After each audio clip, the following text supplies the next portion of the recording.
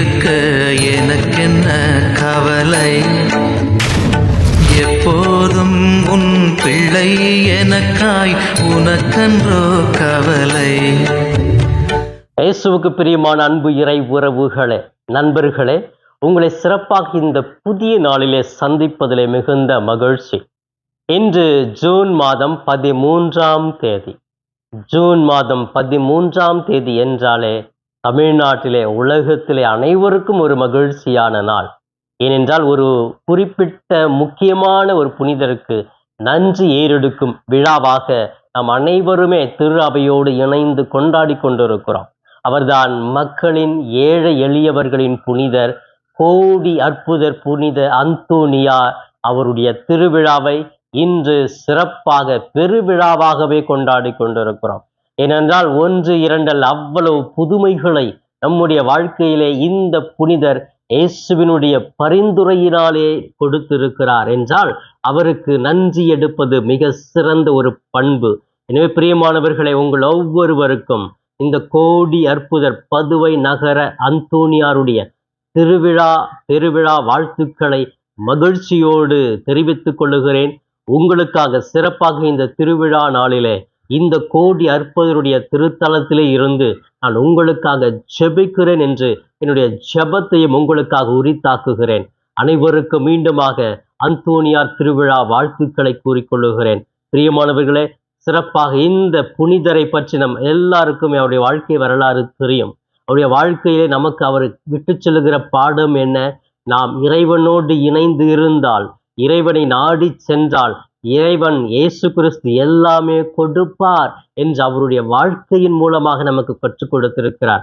அவருக்கு பதவிகள் வந்தது, அறிவு திறமை இருந்தது, எல்லாம் இருந்தும் ஏழ்மையோடு எளிமையோடு நற்கருணை ஆண்டவர் முன்பாக அன்னை மரியாளுடைய தோழமையிலே வளர்ந்ததனால் இன்று அனைவருக்கும் ஒரு புனிதராக, எல்லா புனிதர்களை விட இவர் ஒரு சிறந்த புனிதராகவே இன்று மக்கள் மத்தியிலே வலம் வந்து கொண்டிருக்கிறார் என்றால் இயேசு கிறிஸ்து இவரை இன்னும் உயர்த்தி கொண்டே இருக்கிறார், இன்னும் இவருக்கு முக்கியத்துவம் கொடுக்கிறார், இவருடைய மன்றாட்டை கேட்கிறார் என்றுதான் அர்த்தம். எனவே இந்த நாளிலே சிறப்பாக இந்த புனித அந்தோனியாருடைய ஆலயங்களுக்கு சென்று விழாவை மகிழ்ச்சியோடு கொண்டாடுவோம். நன்றி உள்ள பிள்ளைகளாக வாழ்வோம். பிரியமானவர்களை, சிறப்பாக இன்றைய மன்னாவுக்கு நாம் கடந்து செல்வோம். இன்று சிறப்பாக நம்முடைய தாயாம் திரு அவையும் நம் ஆண்டவர் இயேசுவும் நமக்கு கொடுக்கிற உன்னதமான செய்தி மன்னா என்ன என்றால், மத்தேயு நற்செய்தி 5ஆம் அதிகாரம் 27 32 முடிய பகுதிகள் கொடுக்கப்பட்டிருக்கிறது. பிரியமானவர்கள், நேற்றைய தினம் நாம் படித்ததிலிருந்து தொடர்ச்சியாகவே இந்த நாட்களிலே நற்செய்தியை, இந்த மத்தேயு நற்செய்தி 5ஆம் அதிகாரத்தை படித்து கொண்டே வருகிறோம். பாருங்கள், ஒவ்வொரு நாளும் ஒவ்வொரு செய்தியை தாயம் திரு அவையும் நம் ஆண்டவர் இயேசு நமக்கு கொடுத்து கொண்டே இருக்கிறார். இதுதான் உன்னதமான மன்னா, உணவு. இந்த உணவை உட்கொண்டு சிந்தித்து வாழ்பவர்கள் வாழ்க்கையிலே அநேக மாற்றங்கள், அற்புதங்கள் ஏற்படுகிறது என்பதை சிறப்பாக இந்த பகுதி நமக்கு சொல்லுகிறது. பிரியமானவர்களே, இந்த பகுதி சிறப்பாக இன்று கொடுக்கப்பட்டிருக்க இன்றைய மன்னாவுடைய மைய கருத்து என்னவென்றால், உள்ள தூய்மை உறவுகளின் புனிதத்தன்மையை காத்து கொள்ளுங்கள் என்று அழைப்பு விடுக்கிறது. உள்ளத்தில் தூய்மையை நாம் பாதுகாக்க வேண்டும், உறவுகளுக்கு மத்தியில் இருக்கிற அந்த புனிதத்தன்மையும் நாம் காத்து கொள்ள வேண்டும் என்று நம்முடைய தாயாம் திரு அவை இந்த செய்தியை கொடுக்கிறது. பிரியமானவர்களே, இந்த நாளிலே பாவம் என்பது என்ன, ஏன் நாம் பாவம் செய்கிறோம் அப்படின்னு சொன்னா, நம்முடைய ஆசையே பாவத்தினுடைய தொடக்கமாக மாறுகிறது. நம்ம சின்ன சின்ன ஆசை வைக்கிறோம் இல்லைங்களா? எதை பார்த்தாலும் ஐயோ இதை வாங்கிடணும், ஐயோ இது நான் செஞ்சேன்னா எப்படி இருக்கும், ஐயோ இது நான் குடிச்சேன்னா எப்படி இருக்கும், இந்த மாதிரி ஒரு ஆசை வருது இல்லையா? சின்ன சின்ன ஆசை, சிறகடிக்கும் ஆசை, இந்த மாதிரி ஒரு பாடல் கூட இருக்கிறது. அப்ப அந்த சின்ன சின்ன ஆசைகள் வருது இல்லையா? அந்த ஆசைகள் நல்ல ஆசையா இருந்தா அது நல்லது, நல்ல வாழ்க்கையை நாம் அடைவோம். ஐயோ நான் இயேசு கூடவே இருக்கணுமே, நற்கருணை தினமும் வாங்கணுமே, மாதத்துக்கு ஒரு முறையாவது நல்ல பாவ சங்கீதனம் செய்யணுமே, இப்படியெல்லாம் ஆசை வந்துச்சுன்னா அது நல்ல ஆசை. அது இல்லாம கடவுளுக்கு விருப்பம் இல்லாத ஒரு செயல் மீது ஆசை வந்தா, ஏழை எளிய மக்களை அடக்கி ஒடுக்கி அவர்கள்ட்ட இருக்கிறதெல்லாம் புடுங்கணும் அப்படின்னு நினைச்ச ஆசை வந்தா இதெல்லாம் தவறு. அப்ப ஆசைதான் ஒரு மனிதனை பாவத்திற்கு கூட இட்டு செல்லுகிறது.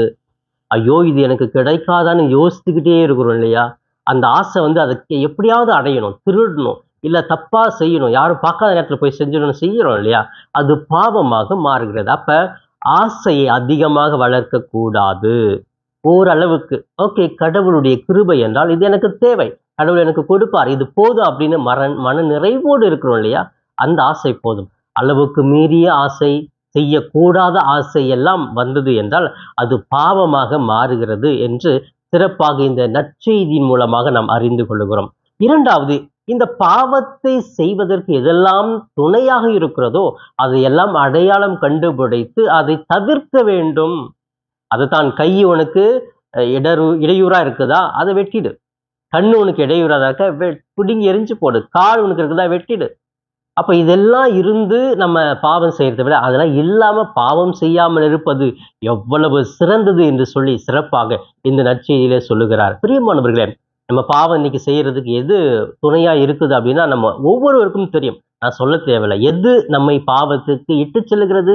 ஒருவேளை ஸ்மார்ட் போன், மொபைலா இருக்கலாம், ஒருவேளை என்னுடைய நண்பர்களாக கூட இருக்கலாம், ஒருவேளை நான் பார்க்குற ஒரு பொருட்களாக இருக்கலாம், ஒருவேளை நான் தனிமையா இருப்பதனால இருக்கலாம், ஒருவேளை நான் உறவுகள் மத்தியில இல்லாமல் தனித்து இருக்கலாம், ஒருவேளை இதுக்கு இது ஆசையா இருக்கலாம், ஒருவேளை நான் இங்க நடந்து போனேன் அதனால தான் அப்படின்னு இருக்கலாம். அப்ப எதெல்லாம், எந்த பொருட்கள் எல்லாம் என்னை ஆசையை தூண்டி பாவம் செய்ய வைக்கிறதோ அந்த பொருட்களை அடையாளம் கண்டு கொண்டு அதை தவிர்த்து விட்டால், அதிலிருந்து மீண்டு வந்து விட்டால் நாம் பாவம் செய்யாமல் இருப்போம் என்று இயேசு அழகாக சொல்லுகிறார். மீண்டுமாக இந்த நற்செய்தியில இறுதியாக உறவை பற்றி சொல்லுகிறார். திருமண உறவு மிக சிறந்தது. திருமணத்திலே கணவன் மனைவி எங்கேயோ பிறந்தாங்க, எங்கேயோ வளர்ந்தாங்க, எப்படியோப்பட்ட கருத்துக்களை, எப்படியோப்பட்ட செயல்களை, திறமைகளை அவர்கள் வளர்த்து கொண்டார்கள். ஆனால் சேர்ந்து வருகிற பொழுது பல வேறுபாடுகள், ஏற்றுக்கொள்ள முடியாத ஒரு சூழ்நிலை. தொடக்கத்தில் அன்பு அதிகமாக இருக்கும், போக போக அந்த அன்பு குறைய ஆரம்பிக்கிறது, அவர்கள் தனித்து வாழ ஆரம்பிக்கிறார்கள். ஏன் அப்படின்னு சொன்னா, அங்க அவர்கள் மத்தியில பொறுமை இல்லை, மன்னிப்பு இல்லை.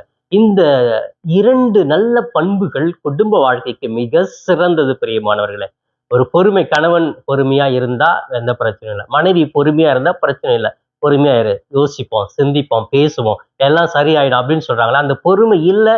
அந்த பொறுமை இழந்து விட்டால் குடும்பத்திலே பிளவு ஏற்படும், பிரிவினை ஏற்படும். இரண்டாவது, மன்னிச்சிடணும். சரி, என்னுடைய கணவர் தானே செஞ்சுட்டாரு, மன்னிச்சு விட்டுருவோம். என்னுடைய மனைவி தானே, என் பிள்ளைங்க தானே, மன்னிச்சு விட்டுடுவோம். அந்த மன்னிப்பு இருந்துச்சு அப்படின்னு சொன்னா, மன்னித்து மீண்டுமாக அவர்களோடு உறவை புதுப்பிக்கிற பொழுது உங்களுக்கு பெரிய ஆசீர்வாதங்கள் கிடைக்கிறது. எனவே திருமண வாழ்வு சிறந்தது. எனவே திருமண வாழ்க்கையில கல்யாணம் வேகமா காதல் பண்ணிக்கிறோம், ஆனா உடனே அதை டிவோர்ஸ் பண்ணிடுறோம். எத்தனையோ குடும்பங்கள் இன்னைக்கு அடிக்கிட்டே போலாங்க. அவ்வளவு கேசஸ் எல்லாமே நீதிமன்றத்தில் இருக்குது. 3 மாசத்துல விவாகரத்து, 2 மாசம் விவாகரத்து, ஒரே வாரத்துல விவாகரத்து, 2 வருஷத்துல விவாகரத்து, இன்னும் சொல்ல போனா 15 வருஷம் கழிச்சு விவாகரத்து, குழந்தை குட்டியெல்லாம் வச்சுக்கிட்டு 20 ஆண்டுகளுக்கு பிறகு விவாகரத்து அப்படிலாம் வருது இல்லையா? ஏன்? அப்ப திருமண வாழ்க்கையை எப்படி அவர்கள் அன்பு செய்கிறார்களா இல்லையா? ஏன் அப்படிப்பட்ட பிரிவினை ஏற்படுகிறது? என்ன காரணம்? இதையெல்லாம் யோசித்து, திருமண வாழ்வு புனிதமானது. இயேசு சொல்லுகிறார், திருமணம் எப்படி இருக்க வேண்டும், எப்படி இயேசு கிறிஸ்து இந்த திரு அவையினுடைய தலைவராக இருக்கிறாரோ, தலையை உடலுமாக இருக்கிறார், அதே போன்று திருமண வாழ்க்கை கணவனும் மனைவியும் உடலும் உயிருமாக இருக்க வேண்டும் என்று சொல்லி இயேசு விரும்புகிறார். அப்படிப்பட்ட உன்னதமான திருமண வாழ்வை ஏற்றுக்கொண்டு யாரையும் நாம் குறை சொல்லாமல் மன்னித்து பொறுமையோடு குடும்பத்தை நடத்த முயற்சிகள் வேண்டி சிறப்பாக இந்த நாளிலே வேண்டுவோம். பிரியமானவர்களே, இந்த 3 கருத்துக்களை மனதில் வைத்துக் கொள்வோம் இன்று சிறப்பாக. முதலாவதாக, உள்ளத்தில் தூய்மை, உறவுகள் மத்தியிலே புனிதத்தன்மையை வளர்த்துக் கொள்ள வேண்டும். இரண்டாவது, பாவம் செய்வதற்கு எதெல்லாம் துணையாக இருக்கிறதோ அதெல்லாம் விட்டு விலகி வாழ வேண்டும். மூன்றாவது, திருமண வாழ்க்கையை சிறப்பாக நடத்தி செல்வதற்கு பொறுமை, மன்னிப்பு அவசியம் என்பதை புரிந்து கொண்டு வாழ வேண்டும். இப்படிப்பட்ட கருத்துக்களை, நல்ல பண்புகளை உள்வாங்கி வாழ என்னால் முடியுமா என்ற சிந்தனையோடு இந்த நாளை மகிழ்ந்து தொடங்குவோம். இப்பொழுது கண்களை மூடி என்னோடு இணைந்து இந்த நாளை ஒப்பு கொடுத்து ஜெபிக்கலாமே. எங்களை நேசிக்கும் எங்கள் தாயும் தந்தையுமான இறைவா, உம்மை போற்றுகிறோம், வாழ்த்துகிறோம், ஆராதிக்கிறோம், நன்றி கூறுகிறோம். நன்றி இயேசுவே, எங்களுக்கு ஒரு மிகப்பெரிய சிறந்த புனிதரை, கோடி அற்புதர் பதுவை நகர் அந்தோனியாரை கொடையாக கொடுத்திருக்கிறீரே, நன்றி. அந்த புனிதருடைய மன்றாட்டை நீர் ஏறெடுத்து எங்களுக்காக எல்லாவற்றையும் கொடுத்து கொண்டிருக்கிறீர். நன்றி இயேசுவே. இந்த புனிதருடைய பயணம், ஆன்மீக பயணம் இன்னும் எங்களுடைய வாழ்க்கைக்கு ஒரு எடுத்துக்காட்டாக அமைய நாங்கள் ஜெபிக்கிறோம். நன்றி இயேசுவே. சிறப்பாக இதோ இந்த நாளே உம்முடைய பாதம் ஒப்பு கொடுத்து ஜெபிக்கிற ஒவ்வொரு பிள்ளைகளையும் அபரிவிதமாக ஆசீர்வதிப்பீராக. அவர்களை சோதிக்கிற, சோர்வுகளை உண்டு பண்ணுகிற பொல்லாத அந்தகர சக்தியிலிருந்து அவர்களுக்கு விடுதலையும், தீய நண்பர்களுடைய பொல்லாத சூழ்ச்சிகளையும் அறவே ஒழித்து காத்தருவீராக. சாத்தானுடைய செயல்பாடுகள் இவர்களை அணுகாதிருக்கட்டும். பொல்லாருடைய வஞ்சக செயல்கள் இவர்களை அணுகாதிருக்கட்டும். அன்பு தெய்வமே, இந்த நாள் முழுவதும் இவர்கள் ஒவ்வொருவரையும் ஆசீர்வதியும், மகிழ்ச்சியால் நிரப்பும், உள்ளத்தில் மன நிறைவை கொடுத்திரளும். எங்கு சென்றாலும் தூய பரிசுத்த ஆவியானவர்கள் வழி நடத்தட்டும். சிறப்பாக குடும்பத்திலே கணவன் மனைவி ஆசீர்வதியும், ஒருவரை ஒருவர் புரிந்து கொண்டு மன்னித்து அவர்களை ஏற்றுக்கொண்டு நிதானத்தோடு குடும்பத்தை நடத்த ஆற்றல் கொடுப்பீராக. குடும்பத்தின் மத்தியில் அவர்கள் சந்திக்கிற சந்தேக குணங்கள், தேவையில்லாத பிரச்சனைகள், குழப்பங்கள் எல்லாம் நீங்கட்டும். ஒருவரை ஒருவர் நிதானத்தோடு அன்பு செய்து வாழ கிருபை செய்வீராக.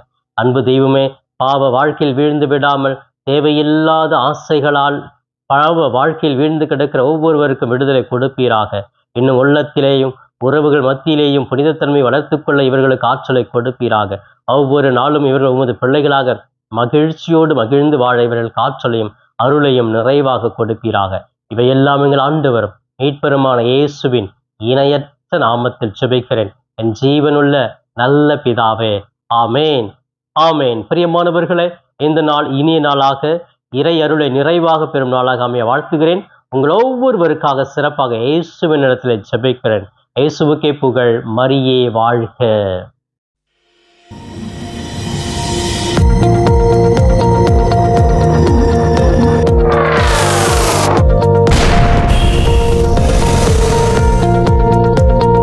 நண்பர்களே, இந்த காணொளியின் மூலமாக உங்களை சந்திப்பதில் மிகுந்த மகிழ்ச்சி. இந்த காணொளியை முழுமையாக பார்த்த உங்களை வாழ்த்துகிறேன். தொடர்ந்து ஃபாதர் தாஸ் கேப் யூடியூப் சேனலை பாருங்கள், ஜெபியுங்கள், இறைவன் மீது இருக்கிற நம்பிக்கையை ஆழப்படுத்துங்கள். உங்களுக்காக தொடர்ந்து ஜெபிக்கிறேன்.